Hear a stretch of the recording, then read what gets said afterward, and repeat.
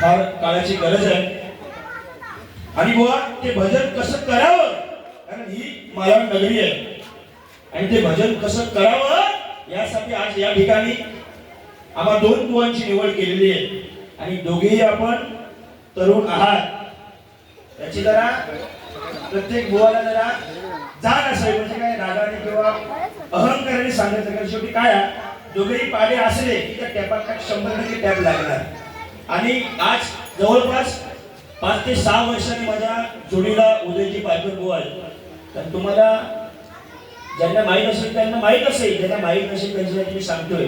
म्हणून सुरुवातीलाच मी सांगतोय, कारण दोन्ही आम्ही तडुद्दार बुवा तरुण बुवा. सांगायचं तात्पर्य एवढंच आहे की ते कार्यक्रम चांगला व्हावा बुवा. हो उदयजी बाकर राग आहे हा, मनात जागा असा तर हयच्या वेळ ठेवायचा. पुन्हा सुरुवात झालेली हा, पण ती चांगली करूची की वाईट करूची ही तुझ्या हातात आहे. पण मी प्रथमतः तुझ्याकडे भजन ज्या ताकीचा त्याचप्रमाणे माझं भजन आहे. तर या ठिकाणी या स्टेजवरची माझे आदरणीय गुरुवर्य विजयजी परब बुवा आणि चोरगे बुवाचा कार्यक्रम झाला. त्या स्टेजवर त्या माझा कार्यक्रम आहे बुवाचा आदरणीय परब तेव्हा परमेश्वराची प्रती आपण सर्वजण एकत्र आलोय. ते प्रथमतः परमेश्वराच्या नामस्मरणाला सुरुवात करूया. 100% या ठिकाणी थोडीशी माझी छोटी छोटी मुलं या ठिकाणी जरा धावपळ करतात. त्यांची काय फरमाईश माझ्या पोरगेचे 100% पूर्ण करणार, पण थोडीशी तरी थांबलो धावपळ करूची जरा बरा वाटत, कारण आमचं लक्ष बोलताना त्यांच्यापर्यंत जरा जातं. तेव्हा एक रिक्वेस्ट आहे की थोडीशी जरा त्यांना जरा थांबवा. बरोबर की नाही बुवा?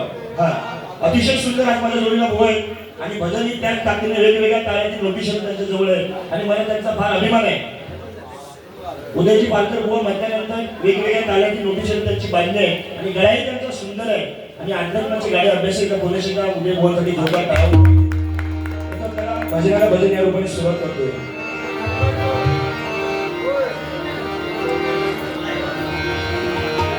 आणि ज्यांनी मगाशी भजन करताना सुरुवातीला सांगितलंय की बुवा भजनामध्ये अश्लीलता असता कामा नाही, पण या मंडळाला एवढंच सांगतोय की दोन्ही बुवांच्या वतीने आमच्या समोर बसलेल्या माता भगिनींचे हात कानावरती येतील असं दोन्ही बुवांच्या वतीने शब्द देतो की असा एकही शब्द आमच्या मुखामध्ये या ठिकाणी निघणार नाही. भजनाला भजन या रूपाने सुरुवात करतो.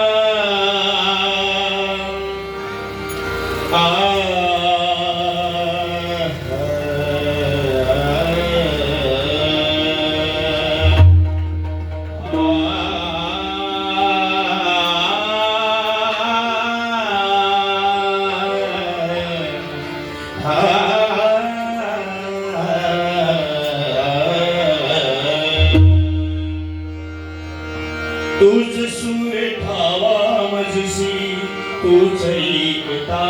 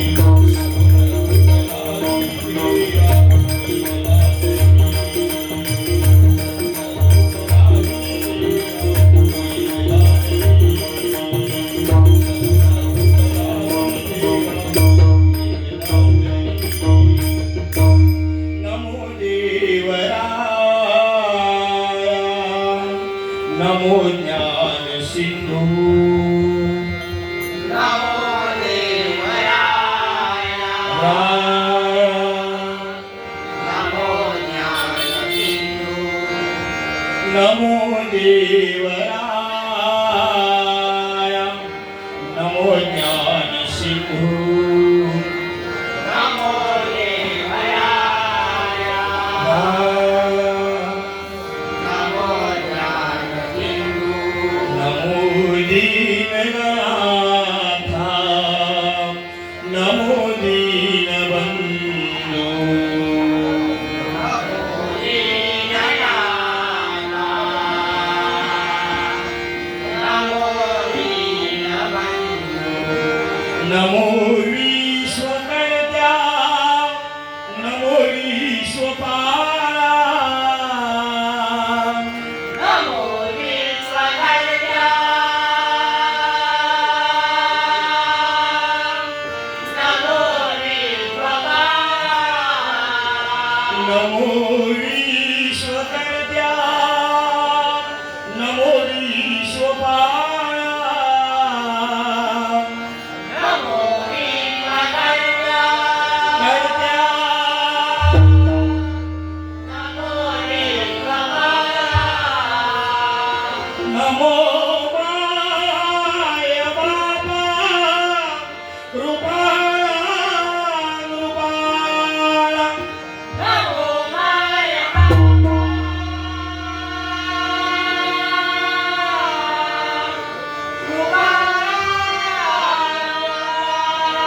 नमो माय बाबा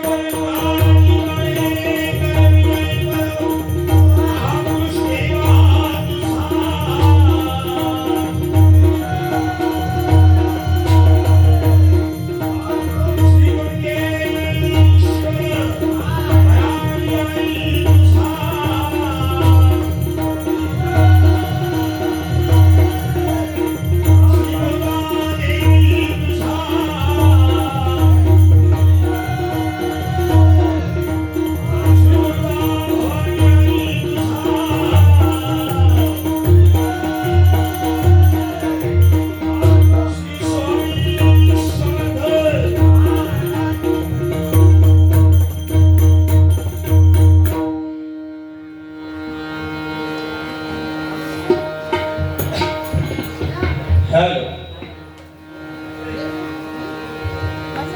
हॅलो हॅलो थोडस माझ्याकडे आवाज आहे थोडस हॅलो हॅलो ओके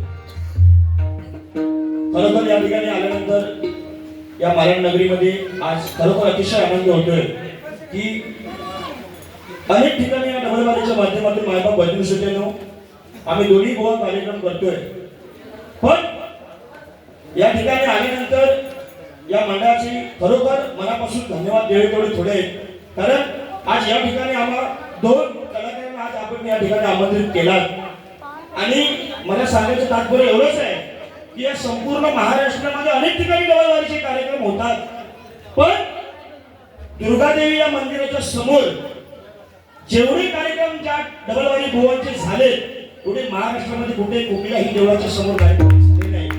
जोरदार ग्रामस्थांची काळ होऊन जाऊ दे कारण मरा मरा मंत्राचा राम नाम झाला, मरा मरा मंत्राचा राम नाम झाला आणि राम नाम जपता जपता वल्हाचा वाल्मिकी तरला.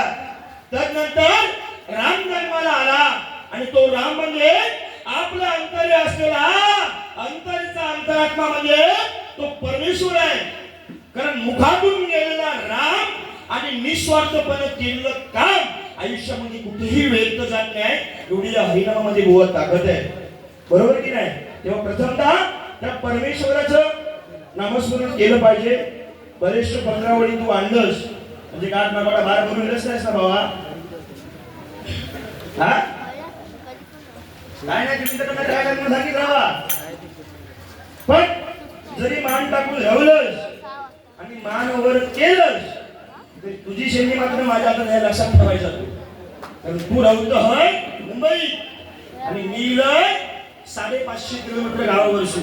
तो सुद्धा माझा गाव आलोच हा, पण थोडीशी क्वालिटी फरक आहे. तुमचा समाज काय आहे थोडासा काहीतरी बोलवं लागतं, पण काय आहे 100% बारी भेटल्याशिवाय हे लावणार नाही. कारण जोडीत तशी आज तुम्ही निवडलेली आहेस. 4-5 वर्षात परत एकत्र येणार म्हणजे काय गावची गोष्ट नाही आहे. काय बुवा काय राग नाही ना? हा अरे बोल म्हणजे मी बोलणारच आहे, तो विषय काय आहे. पण तुझी तयारी कितपत आहे? कारण जो माणूस सुरुवातीला अजून भजन करीत नाही तोपर्यंत आपण तसा बोलणं पण माका काय योग्य वाटत नाही. मी तो 550 किलोमीटर गेलोय, तो का असंच सांगणं देखील नाही. तेव्हा 100% तुम्हाला शब्द देतो, 100% मनोरंजन या ठिकाणी होणार.